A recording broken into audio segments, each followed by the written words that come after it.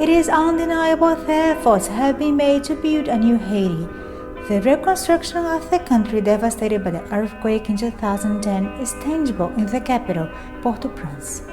Streets have been paved, new schools opened the doors, and houses now occupy the space where once 10 million cubic meters of rubble laid, an amount sufficient to fill 4,000 Olympic swimming pools. At the time of the earthquake, which took place on the 12th of January in 2010, the mission was increased and the capacity of the mission was increased given the extent of the devastation in Haiti and given the effect that this devastation had on not only the capacity of the government to respond to it, but the capacity of all of the institutions was severely tested. 1/3 of the public servants, for instance, who serving the government had died, and there was, as is to be expected and as has been seen, there was a great deal of pressure put on services such as the health services. A symbol of this new area, Place Boyer is now a leisure center for Haitians, where people of all ages count with public lighting, sports facilities, and participate in civic events. Occupied by tents for internally displaced families until 2013, the square also serves as a place for learning. Out of the 1.5 million displaced after the earthquake, only 80,000 remain in camps, less than 1% of the population.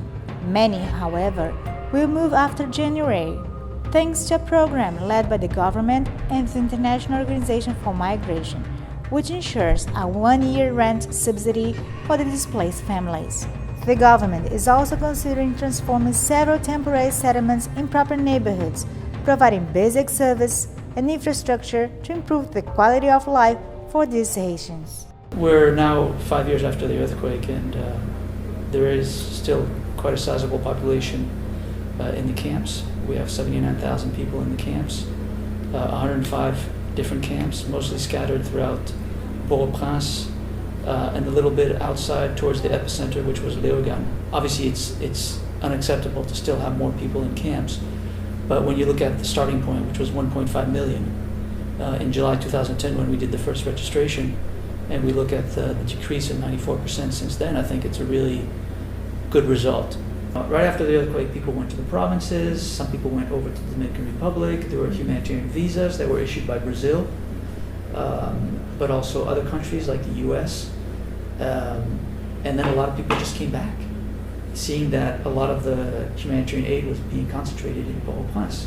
So it really acted as a magnet, and I think this is one of the lessons learned as well for us, is that, we should have tried to decentralize a little bit better the aid, because in the end, you on a city which was already not easy to go through because of the rubble, the destruction, etc., we compounded the problem by attracting too many people into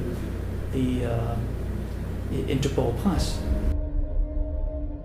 With the land scarcity and lack of title deeds, the country needs to find new ways to provide housing for Haitians. To this end, the government is working with local people to change perceptions on issues related to ownership and to promote the verticalization of the capital. Haiti, instead of being densified, where you put more people per square meter, Haiti is massified. So everybody wants to have a land, everybody wants to have a yard, nobody has money, very complicated situation. So this is an example where we show that you can build in Haiti situation safely. There's mitigation work to be done, and there's construction codes to be respected, and this is exactly what you're seeing here. With the government and 3 other agencies, we started this program called the 16-6. We worked a lot on the underlying issues that are making housing such a big issue in Haiti. For example, land tenure. There's a lot of issues in regards to land tenure. The law is very weak. No one knows who the land belongs to. So these are some of the aspects that we worked on. Also, for example, the site that we're at, we're finishing one of the first examples of using the co-op law, which means someone can be an owner even if he's living on the second or the third floor. The process of rebuilding the country counted with the active involvement of the military. With the mission's mandate altered after the earthquake, the troops' job goes beyond security. Nós falamos na melhoria das vias de transporte, da circulação da população, nós falamos em construção de escolas, construção de hospitais, nós falamos de distribuição de alimentos, mas tudo isso faz parte, como eu disse, da segurança voltada para a conquista da estabilidade. Então, não é só segurança, não é só postura agressiva.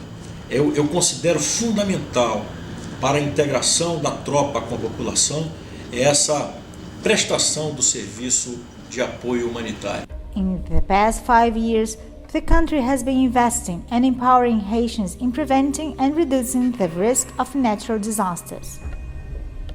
Qu'il y a l'annonce d'un événement. Il y a des procédures pour activer le centre d'opération d'urgence nationale. Par exemple, pour les cyclones, dès qu'on est à la phase pré-alerte 2 et alerte 1, toutes ces entités-là savent qu'ils doivent venir au centre d'opération d'urgence. On n'est pas obligé de les appeler. Ils viennent automatiquement. Alors le défi pour nous, c'est le système de cadrage de ces volontaires. Comme le volontariat n'est pas une très grande pratique en Haïti, mis à part la Croix-Rouge et les scouts, donc on essaie vraiment, le grand défi pour nous, c'est d'organiser de ce système de volontariat.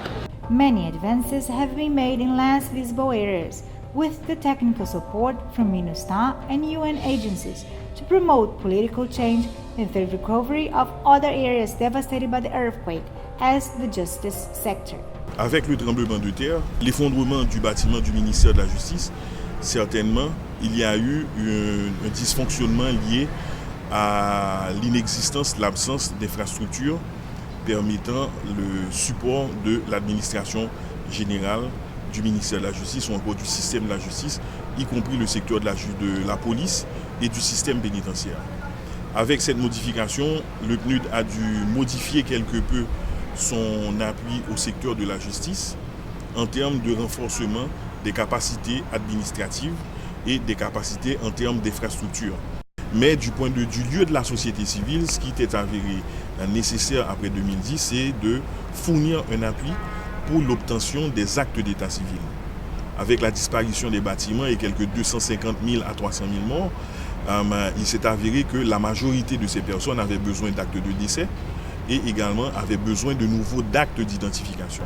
Poverty remains a serious problem for the only nation in the Americas that belongs to the group of the least developed countries of the world. Once the physical reconstruction ends, the priority is in building capacity and creating decent and inclusive jobs. Just maybe to give you a few of the results that we did support specifically related to the post-earthquake period. So we assisted in the removal of a little over 1 million cubic meters of rubble and debris. We helped over 10,000 families move from the tents back into their original communities. We were supporting the repairs of over 900 houses. So we were very much involved in all of these issues. And the additional part that UNDP brought to this was the community involvement. We worked with communities in the 9 different communities that we worked in. We assisted them to have what we call a community platform where they voted in their own members, and these members were representing the community, the population, local population in the community, and they were the ones making the decisions, not UNDP, not another UN organization, but they were making the decisions on their own lives. Since the earthquake, UNDP has been involved in over 400,000 temporary jobs, and this can make the difference for people from having nothing to at least having something to tide them over until the emergency has moved on. The whole infrastructure is being implemented gradually, but the urgency of Haiti also lies in the political stabilization of the country. El gobierno en este momento se convierte en un facilitador. Hay muchos actores implicados. Uno es el gobierno mismo, otros son la sociedad civil y los partidos políticos. Cuando se haga el llamado a las elecciones, esperamos que ya el gobierno haya, digamos, consultado a todos estos actores, todas estas instancias implicadas y que juntos vayan hacia la elección. No es un esfuerzo unilateral, es un esfuerzo consensuado. Nosotros como PNUD trabajamos para nuestra propia desaparición, porque el objetivo es crear las capacidades en las autoridades nacionales y nosotros salir del país o eventualmente venirlos a apoyar en otras cosas. Pero en particular ese es nuestro objetivo, crear capacidades para que sean las mismas instituciones las que sigan desarrollando sus servicios y todos los elementos que permitan a la vez el desarrollo humano de sus ciudadanos aquí en el país.